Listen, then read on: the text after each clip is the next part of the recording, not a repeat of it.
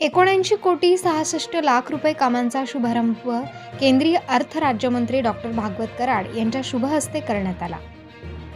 सार्वजनिक बांधकाम विभाग छत्रपती संभाजीनगर नाबार्डनुसार 28 अंतर्गत मंजूर करून छत्रपती संभाजीनगर जिल्ह्यातील वैजापूर तालुक्यातील करंजगाव, धोंदलगाव, गाराज, मणूर रस्ता मजबूतीकरण व डांबरीकरण या कामांचा शुभारंभ अर्थ राज्यमंत्री भागवत कराड यांच्या शुभ हस्ते करण्यात आला।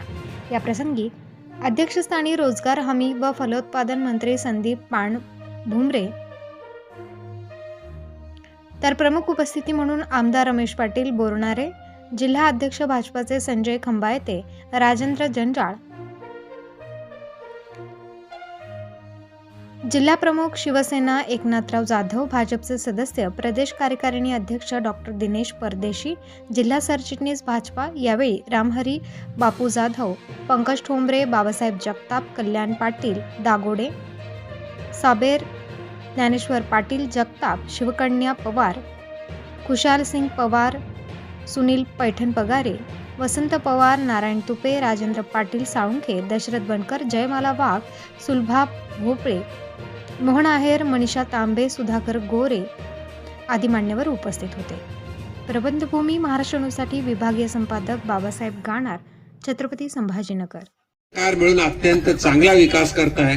फक्त मधले 2-2.5 वर्ष महाविकास आघाडीचे सरकार। मी आपल्या सर्वांच्या वतीनं बोरणारे सर यांचं अभिनंदन करतो, कारण त्यांनी आपले मुख्यमंत्री एकनाथराव शिंदे साहेब यांच्याबरोबर उठाव केला, म्हणून आपल्या राज्यामध्ये सरकार आलं।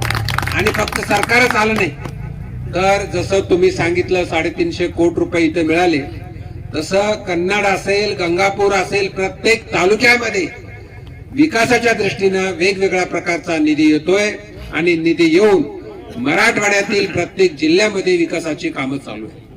आज मला आपल्या समोर सांगायला आनंद होतोय की एकदा महाराष्ट्राचा अर्थसंकल्प झाल्यानंतर तत्कालीन फायनान्स मिनिस्टर माननीय फडणवीस साहेबांना मी भेटलो आणि त्यांना सांगितलं की मी नाबार्डचा मंत्री आहे आणि नाबार्डचा निधी मला आमच्या संभाजीनगर लोकसभेमध्ये द्यायचा आहे, तर तुम्हाला जेवढे द्यायचं तेवढं द्या, पण मला एक 250 कोटी रुपये पाहिजे।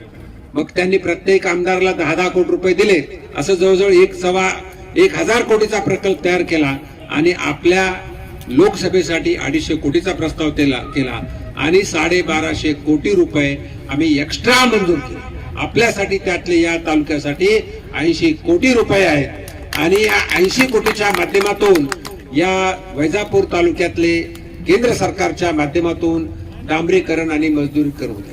उरलेले काही रस्ते आहेत, त्यामध्ये राज्य शासन असेल किंवा केंद्र शासन असेल, पण त्या माध्यमातून जवळजवळ 180 कोटी रुपये आपण केंद्राकडून म्हणजे नाबार्डकडून मागितलेले आहेत। लवकरच ती फाईल माझ्याकडे येईल आणि जसं बोरणारे सरांनी सांगितलं, एकनाथराव जाधव सांगितलं किंवा डॉक्टर परदेशी यांनी सांगितल्याप्रमाणे या वैजापूर तालुक्यामध्ये एकही गाव जिथं डांबरीकरण आणि मजबूतीकरण झालं नाही असं राहणार नाही, असं मी तुम्हाला शब्द देतो।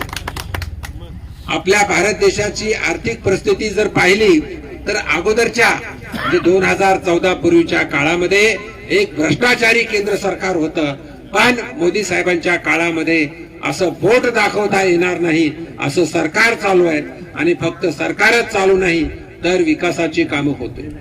ग्रामीण भागाच्या विकासासाठी आपल्याला काय लागतं? आपल्याला रस्ते लागतात, रस्ते आम्ही देतोय। पाणी लागतं, पाण्याचे वेगवेगळे प्रकल्प चालू आहेत।